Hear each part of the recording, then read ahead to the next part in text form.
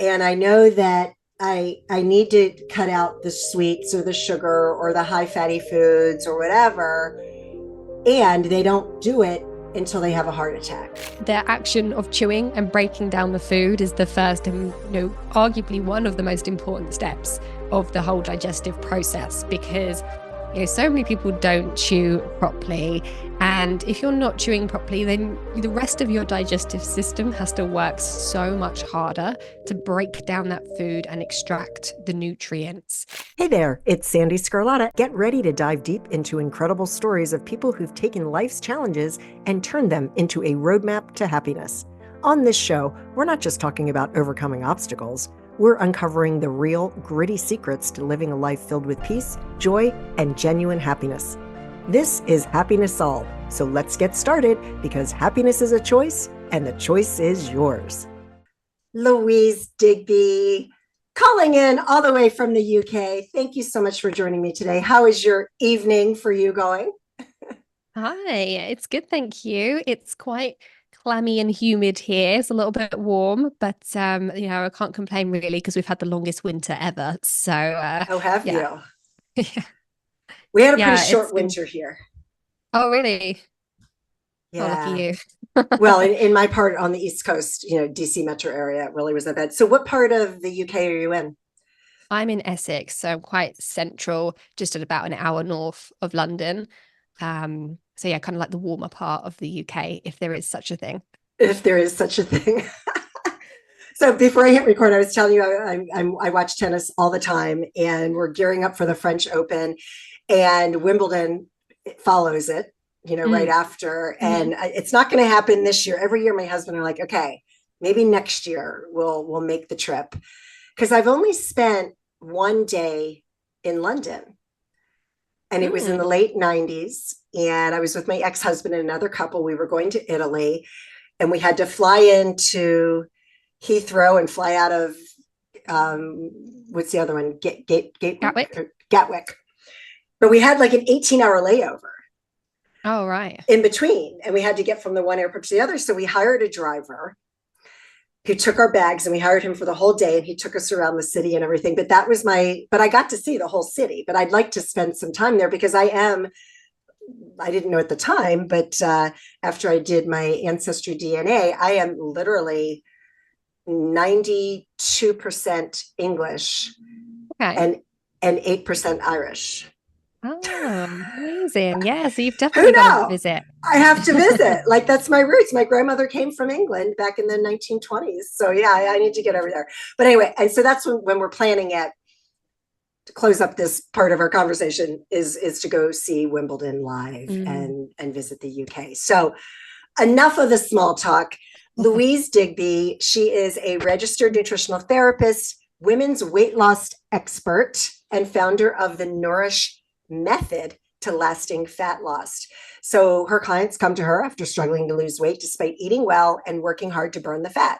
So what Louise does is transforms her clients' health and well-being by identifying and addressing each individual's unique needs and imbalances so that they can lose weight, optimize their health, and rediscover their sparkle without restrictive dieting or the need for superhuman willpower. I read that and I was like, and that's about it sometimes. Right? That superhuman willpower that I feel like some women, especially, because I feel like, women have struggle more so than men, generally speaking, because our body goes through so many hormonal changes throughout our life. Mm-hmm. But really, like, some days that's what it is for me. It's that superhuman willpower. So before we dive into all of that, how did you get to this point? Do you have your own journey with weight loss, or is it just something that you've always been, passionate about? I've had my own health issues, not so much in the weight loss side of things, but I've had issues with thyroid and IBS, which I've addressed with nutritional therapy. Right. And, luckily for me, those were things that came up when I was already kind of qualified and knowing what to do with those things. But in terms of how I got into this world, I always had an interest in nutrition, and that really came from my mum. She was always like quite ahead of her time. So I really grew up having quite a good understanding of kind of what food did for us and, a good idea of how to eat well. So yeah, I went straight into nutrition from school, which is kind of unusual because for a lot of people, they get into it as like a career change. And then when I qualified, which was back in 2012, I saw everyone and anyone in terms of their, whatever condition they had, whether that was IBS or eczema or depression or wanting to lose weight, you name it. But what I found was that pretty much everyone, whatever they came to me for, they also wanted to lose weight. So you kind of inadvertently end up building quite a good knowledge of weight loss. But what was interesting was that I noticed that the people that came to me just for weight loss didn't get as good a results as the people that came to me for IBS or other conditions in terms of the weight loss side of things. So it was the people that were more focused on their health and well-being who were getting the better results, whereas the people who were more focused on the scales and the weight loss and doing more like portion control and restriction weren't seeing the same results, particularly for women who were in that midlife stage and around menopausal age.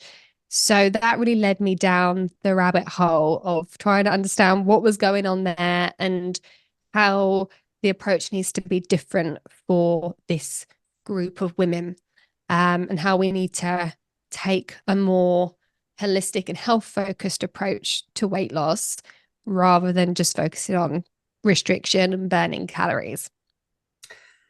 It completely makes sense. Everything you just said completely makes sense. And from a mindset perspective, it also makes sense, right? Because as humans, we tend to wait until the 11th hour, if you will, to take action, right? Yeah. I know I'm eating too much, and I know that I need to cut out the sweets or the sugar or the high fatty foods or whatever. And they don't do it until they have a heart attack, or they don't do it until they have some sort of condition that almost forces them to make a change, where it's almost life or death. Yeah. Yeah. Or until the lifestyle or the quality of life is significantly impacted. There's usually some sort of breaking point. And, for some people, that might be that they've realized that, they can't keep up with their kids and they can't do the things with the kids that they want to do. Or maybe they've realized that their relationship is suffering because their body confidence is completely shot. And they realize they need to do something, to improve their self-confidence in order to help their relationship thrive. So there's all sorts of different motivators, and sometimes it's health, sometimes it's relationships, but I find it so often comes back to just confidence and feeling happy in ourselves. Yeah, for sure. And many times that just isn't enough, right? I talk to so many people. You're probably the 350th interview that I've had over the past close to 4 years. And so often the people that I talk to who have had, big life-changing things where it put them on a trajectory of where now they're doing like incredible things that they never thought was possible. It's always because they had a huge life-altering event. Yesterday I talked to somebody who was in a motorcycle accident and lost his leg. And that propelled him into this whole career that he never even thought was even in his realm of reality, right? And so it makes sense because, for most of us, right, whether you're in Europe or in the United States, we're living our best life here. We're living in a bubble. We have all of our needs that we need for the most part. I mean, most people do, not everyone. And yet we still want more. And we want the easy way. We want the easy way. So yeah, that's probably a whole nother conversation, talking about the whole mindset behind it. But let's dive into what you start out with, because food really does, when they say you are what you eat, you really are. Mm, Right. I mean, I know that for years I would have a banana in the morning and I started gaining weight. And then I learned, well, having a banana in the morning is probably the worst thing you can do because of how your body metabolizes it. So yeah. can you just dive into a little bit about that, and like where you start with a person, or where somebody should even start when they're looking at their diet? Like, how do they go about that to see how their body's reacting? Mm. Well, just going back to what you're saying about you are what you eat, I always like to take that a little bit further and say you are what you digest and absorb. It's not quite as catchy, but That's it's right. really important because, we could be eating stuff and not actually getting the nutrients out of it. And, gut issues are so prevalent. Most people, in terms of who I work with, most of them have some gut stuff going on. Um, and, when you talk to people, most people have, experienced quite regularly bloating or constipation or digestive discomfort. And, we kind of think, oh, it's just normal because, I had beans for dinner or because I had a fatty meal, but actually it's not normal. And, being those things. So, that is sometimes a good place to start. But to kind of go at a really good place, to start, I think both physically and mentally, is to be thinking about what does my body need? Because so often people start with looking at what they need to cut out and how to burn as many calories as possible. But actually, if we start with what does my body need, it's a much more positive way of approaching your health or your weight loss journey, whatever your health goals are. And therefore, starting with adding stuff into your diet will ensure that you're actually giving your body the nutrients that it needs and the proteins that you need to make your hormones and to detox and repair. Whereas when we start with deprivation and cutting things out, we're usually missing things from our diets that we need to thrive and to feel our best. And also we tend to struggle with hunger and cravings and, all these things that throw us off track.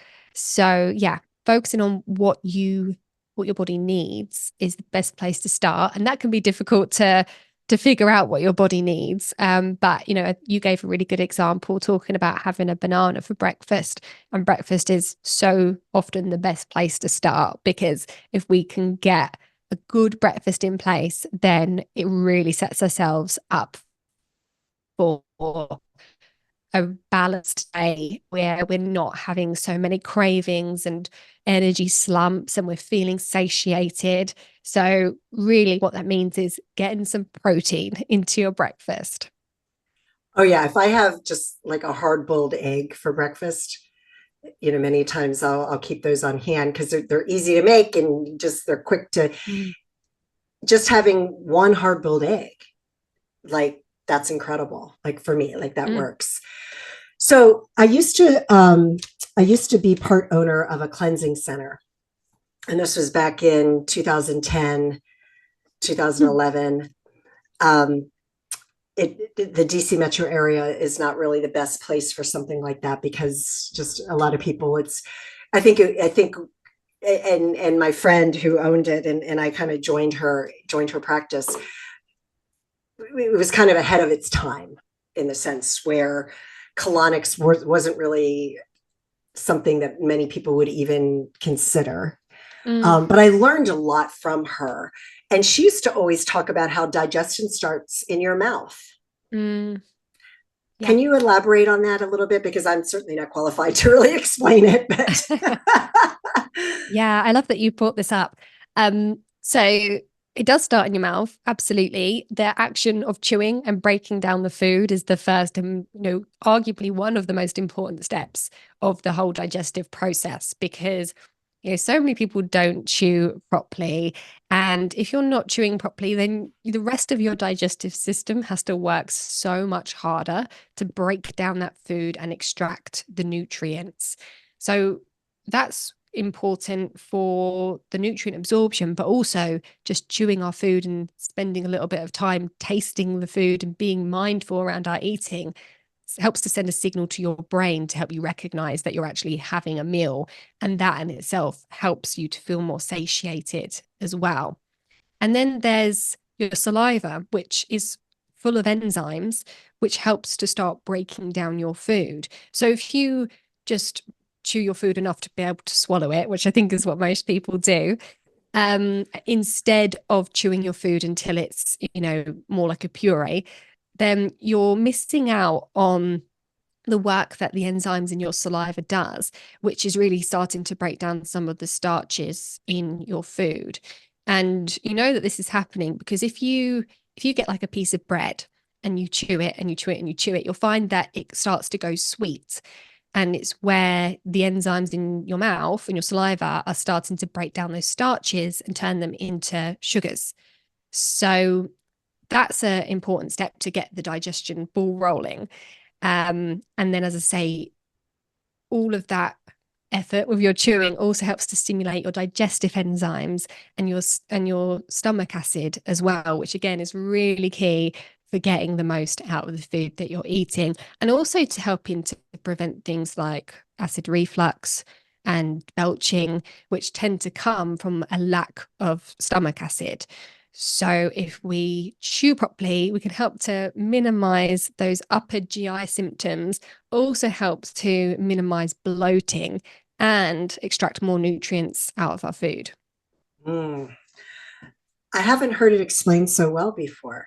And Well, as you're thank you. talking, I'm going, okay, like so many people comment when they're like, you eat so fast. And I don't know if it was because like I had a large family growing up and we were Mm, like, what you put on your plate, that's it. There's no more. yeah. And I was an athlete growing up and was very underweight. And it was probably because it's not that I wasn't getting enough food. I was getting enough food for a normal person. It's just Mm, when you're exerting a lot more and burning a lot more calories, as most athletes do, you need to eat a lot of calories every day. And I just yeah. wasn't eating enough calories to Hmm. balance out, as a teenage girl, you know, being on the ice, you burn a lot more calories when you're on the ice anyway. Hmm. Um, but it was like if there were any seconds, whoever finished their plate first got the seconds. And I think that was probably why I was like, and then, oh, is there some left? Okay, I get seconds. Yeah. And I still like, for me, I'm very lucky in the sense that food has never been like an issue for me. Whereas I've never really, I finally learned that I don't have to finish everything on my plate. Yeah. Right. Yeah. I grew up in that era where there's starving children somewhere in the world. Like my parents were raised by parents from the Depression, the Depression here in the United States. Hmm. And so anybody out there, exactly what I'm talking about, where, you don't waste anything. So no matter what is on your plate, you eat it. Well, that's a problem Yeah. because you go to a restaurant and your meals they give you is enough for 3 people and you eat the entire thing. That's way too much food, Yeah. which is probably why the United States, we've got such a problem with obesity here because, our portions are so huge. Mm, So, yeah. So now, it took me a very long time. And I was in my 40s when I finally was like, I'm overeating. Like mm, that's my biggest problem with where I couldn't lose weight. I was eating too much food. And once I reduced my portions, I was able to lose 25 pounds.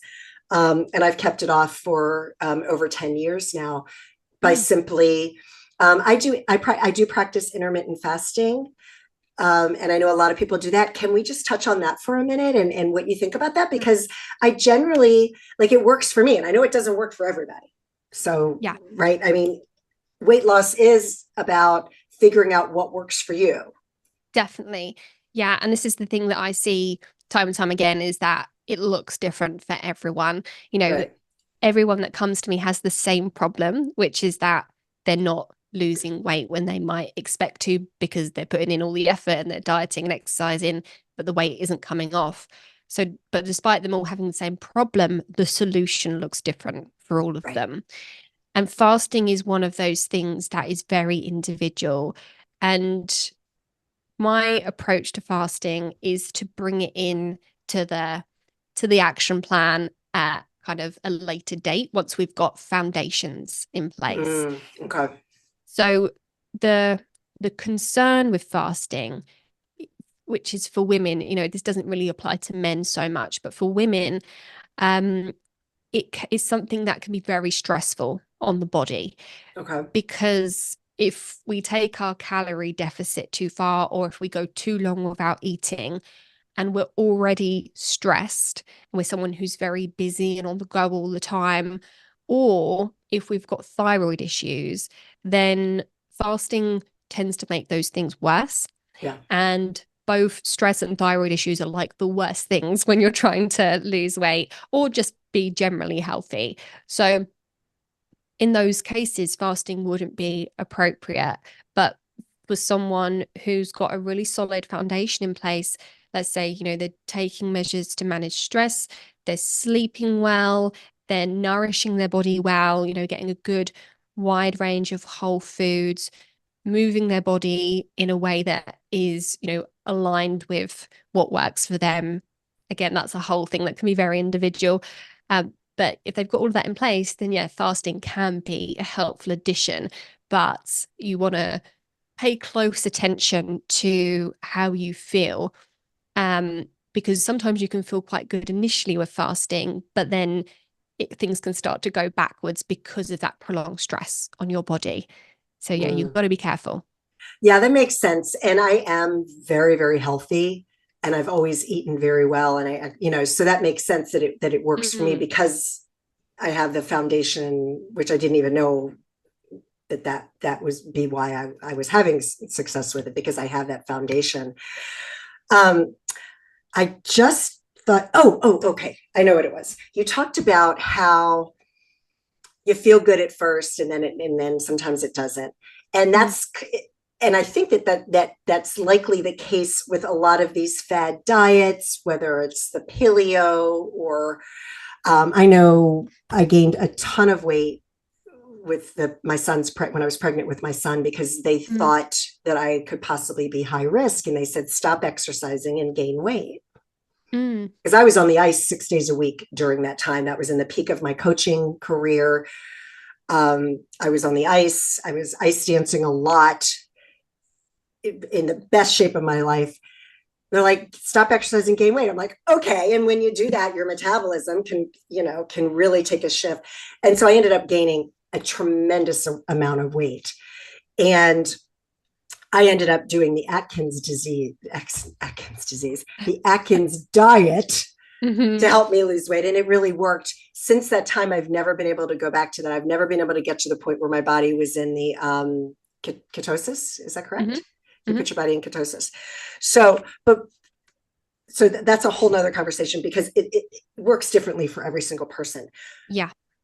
But what I wanted to touch on is that I did go through a stage in my life where I thought, you know what, I'm going to try vegan. I'm going to try to go vegan and just see, because not for the reasons that most people go vegan. It had nothing to do with animal cruelty or any of the reasons where a lot of people choose that lifestyle. For me, it was like, I just wanted to try it. Let me see what this is all about.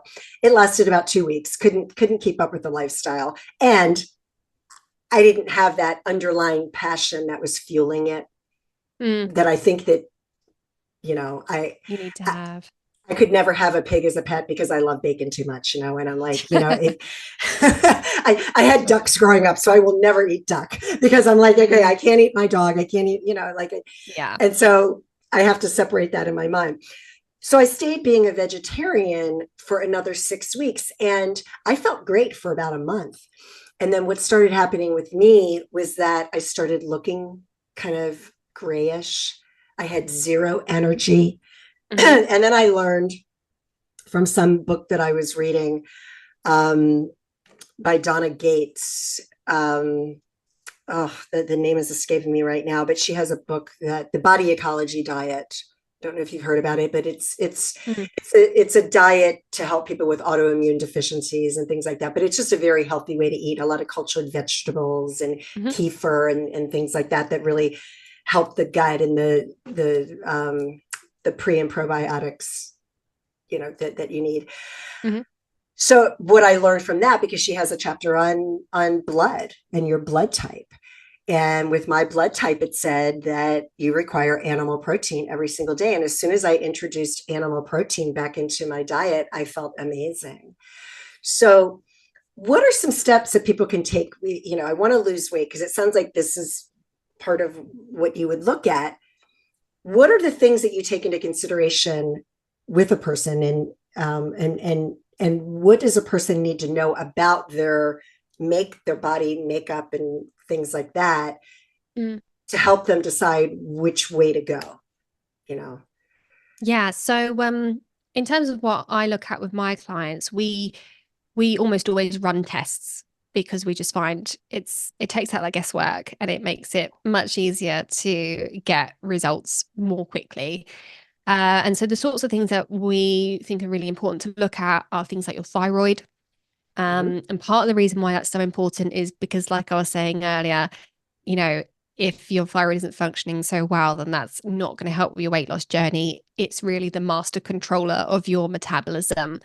But also because lots of people have their thyroids tested by their doctors, but it's very basic type of testing and it misses a lot of imbalances. And, we see so many women who have been told that their thyroids are normal, but actually when we do just a slightly more advanced type of test, we can see that the other hormones are not optimal, or maybe factors surrounding the way that the thyroid functions are not working as they should do.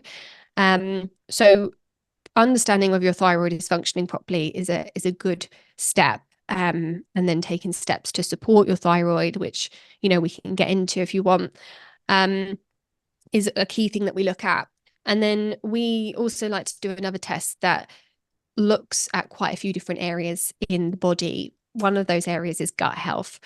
And, we talked a little bit about the gut before, but, part of the reason why the gut is so important is because it's connected to everything that's going on in your body.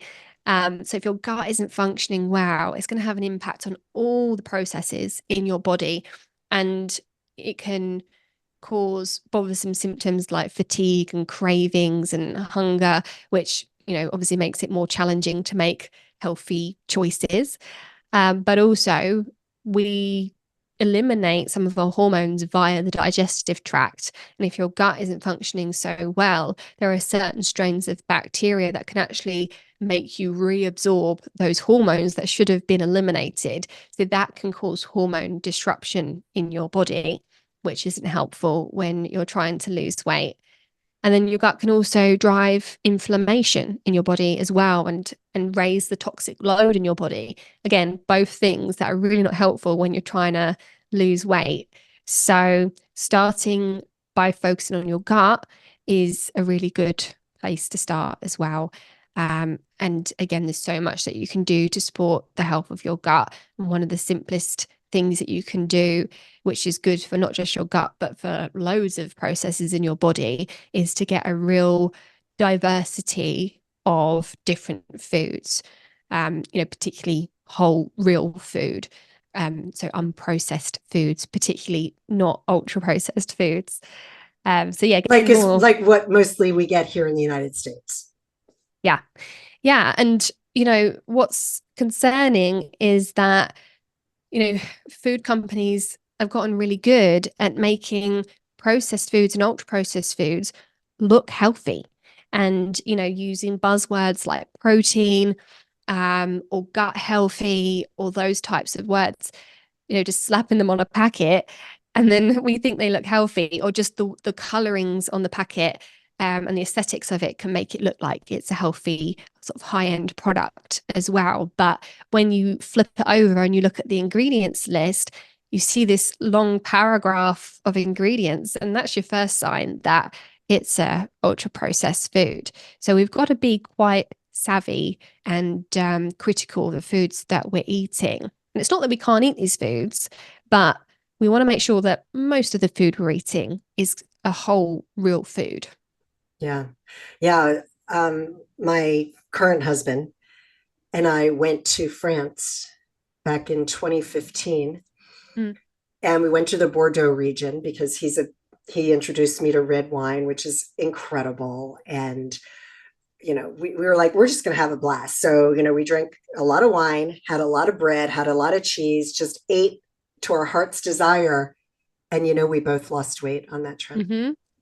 I've heard that so often. We lost weight. Now, because you walk so much, we didn't do that much walking. We had a rental car. We weren't walking all over Paris. We were in Bordeaux. So you're driving everywhere. So it wasn't the exercise. It was the eating. Because when I said that I lost 25 pounds, Louise, I lost 25 pounds with zero exercise. Yeah. And we're always told that we've got to exercise to lose weight. But, and for so many people, when they start trying to lose weight, it's upping the activity and sometimes completely ignoring the food side of things. But actually, yes, exercise is definitely important, but it's 90% nutrition. Yes. And lifestyle, I should say. Yeah. So, but yeah, I've heard so many people say that when they've gone over to Europe, even from the UK, people here that have gone over to France or Germany, and they've eaten loads of bread and loads of cheese and wine and beer, and yet they feel better. Often digestively, they can digest the bread and the pasta over there, but they can't digest the bread and the pasta over here. And it's because it's less processed and the way that they mill the flour is different and they let it ferment and all the things that traditionally would have been done to the flour and the wheat. So yeah, it just goes to show that the quality of the food is so key. So key. So you keep bringing up gut health. So the last thing I want to talk about is there's a reason when they say trust your gut. And they're now learning, as we learn more about our mind and how our body works, that we've actually have three brains. We have our brain that's between the ears, which is the one that causes the most issues because that's where our thoughts come from. We have our heart, right? Listen to your heart. Your heart will tell you, right? And we also have your gut. So how do I want to ask this question? So if our gut is both part of our intuition and processing our food, what does that say about, like, if you have an unhealthy gut, like, what does that say about your mentality, right? I don't know. Can you elaborate on that? Yeah. I mean, is that something you've thought about? I don't know. I don't mean to be putting you on the spot here because it just came up. I'm like, okay, I need to ask this question and dive into that just a little bit. It's a great question. And there's more and more research coming out on what's called the gut-brain axis. And, the gut and the brain are connected in a few different ways. First of all, we've got the vagus nerve or the vagus nerve, which runs from the brain right through the gut. And then I just had a guest on talking about the vagus, and I finally was like, what is this Vegas thing you're talking about? And she explained it. I'm going, I thought you were talking about going to Las Vegas. So I don't know that would do bit. much good for your gut. No. So dive into it just a tad bit about the vagus nerve and then continue. Yeah. So it's basically a massive nerve that runs from our brain right down through our guts. And lots of things can stimulate that vagus nerve. And it's really important that we do stimulate it because that helps us get into what we call rest and digest mode, which is the opposite of fight or flight mode. So stimulating the vagus nerve is something that we can do, like by breathing deeply and meditation and cold showers and various other things that help to stimulate it. So that's one way in which the gut and the brain are connected. It can help us go into that rest and digest mode, which is so important for digestion, but also recovery and repair in the body overall. And then, there's the bacteria in the gut and they communicate with the brain. partly by stimulating nerve endings in the gut, but also through kind of like chemicals that they can, almost like hormones that they can produce that communicate with our brain. And your gut bacteria can essentially like place an order, like, like a food order, to say, I need sugar, and give you cravings for sugar. So sometimes your food cravings can come from the imbalanced bacteria in your gut. So that's another way that your brain's connected to your gut. And then also we make some of our brain chemicals in the gut. So serotonin, which we think of as a brain chemical, actually 90% of it is produced in the gut. So if your gut isn't happy and healthy, that's going to have a massive impact on your mood, on your mindset, your motivation, willpower. And then alongside that, you could be getting loads of cravings because of bacterial disruption. And you might be feeling lethargic as well because you're not absorbing well. So yeah, the gut can have just such a huge impact on your overall drive.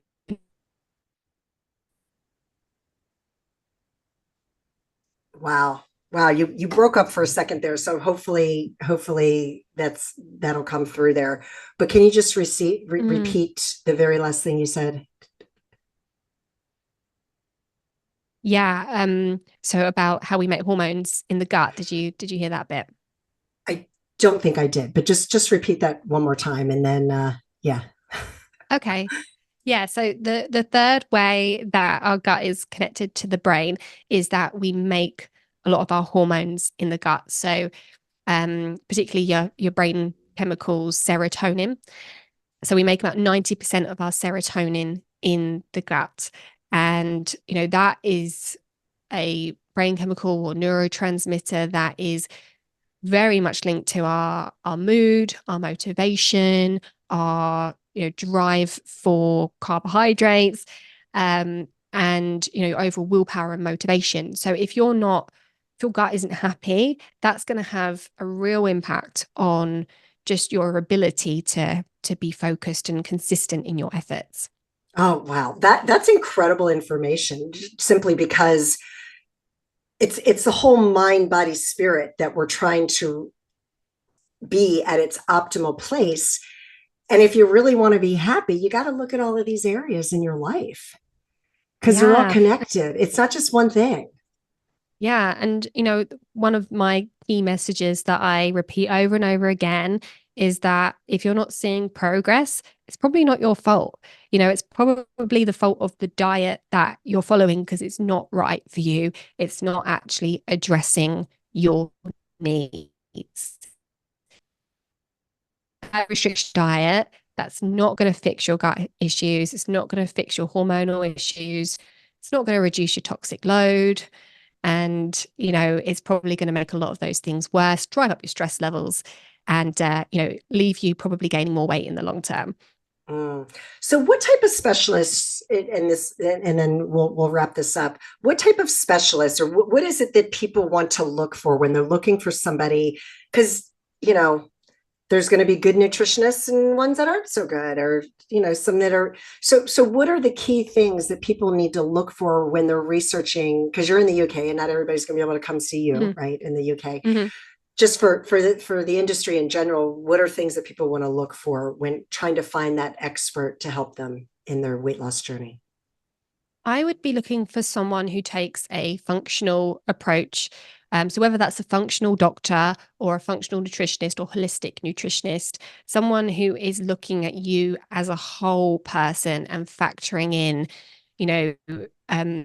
what's going on internally for you, and also taking a mindset approach as well. Many nutritionists or functional doctors will have training in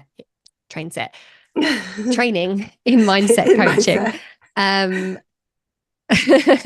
So, factoring in that element is really important, because it's all well and good knowing what to do, but if you're struggling with mindset challenges like emotional eating, or if you're finding yourself sabotaging or anything like that, then you can have the best plan in the world. But if you can't follow it, then that's no good. So yeah, looking for someone who kind of has that skill set, who can do functional tests, not just tell you to eat less and cut your calories or exercise more, and go much deeper than that, and who can also, do the mindset work with you as well. Love it. Love it. Because if there's stuff going on in your gut, you got to fix that. Right? Definitely. So, yeah. Is there anything else that you'd like to share with the audience before we wrap this up? And we'll make sure that all of your website, louisedigbynutrition.com, is in the show notes, your Instagram handle, your Facebook. And then you also have a link to a masterclass. Can you mention that? So I have I have a masterclass that I run quite regularly, and it's all about metabolism, and particularly it's designed for women who are struggling with really stubborn weight in this mid stage of life. So really from age 35 upwards. And we talk about, a lot of the things that we've touched on today, but dig into it a little bit deeper and talk about, the kind of the steps that I go through with my clients. Nice. Love it. You are such an amazing wealth of information for the audience. Please check out in the show notes her link to check out her masterclass, because I'm telling you, the more you know, the better you're going to be. And yeah, you'll get both, right? The weight loss is the cherry on top. It's the it's the health that we want. The health Definitely. Is the prize. It's always the best way to look at it as well. When you're trying to lose weight, just focus on your health and the weight loss will come, and it'll be a much more positive experience as well. Love it. Thank you so much for the work that you're doing, Louise. And this was such an amazing conversation, and we'll have to have you back on and we can dive into this a little bit further. So thank you. Oh, thank you for having me. It's been a lovely conversation. Yes, thank you. And thank you, everyone. I hope you enjoyed today's conversation, and as promised, I'd like to give you more details of what you can expect as a member of the Happiness Soul exclusive community. First, you'll have access to a treasure trove of extra podcast episodes. These episodes dive deeper into the topics we discuss, featuring additional expert interviews only found here. But that's not all. As a member, you'll also get access to a series of mindset training sessions. These recordings are tailored to help you understand the how and why your mindset is the most important asset you have, empowering you to achieve your personal and professional goals. And for those of you looking to find a moment of peace in your busy lives, we've got something special: exclusive guided meditations. These sessions are crafted to help you relax, refocus, and recharge. Whether you're a meditation guru or just starting out, there's something here for everyone. Becoming a member is more than just accessing extra content. It's about joining a community of like-minded individuals, all on a journey to live life to its fullest and become the best possible version of you. So how can you join? It's simple. Go to happinesssoul.supercast.com and sign up. Don't miss out on this opportunity to deepen your journey with us. Again, that's happinesssoul.supercast.com, and it will also be in the show notes. I am so grateful you're a part of our Happiness Soul family, and I thank you from the bottom of my heart for your continued support. Again, I am so grateful for you, and I hope that you and your family are healthy and safe, and that your lives are filled with peace, joy, and happiness. Take care, everyone.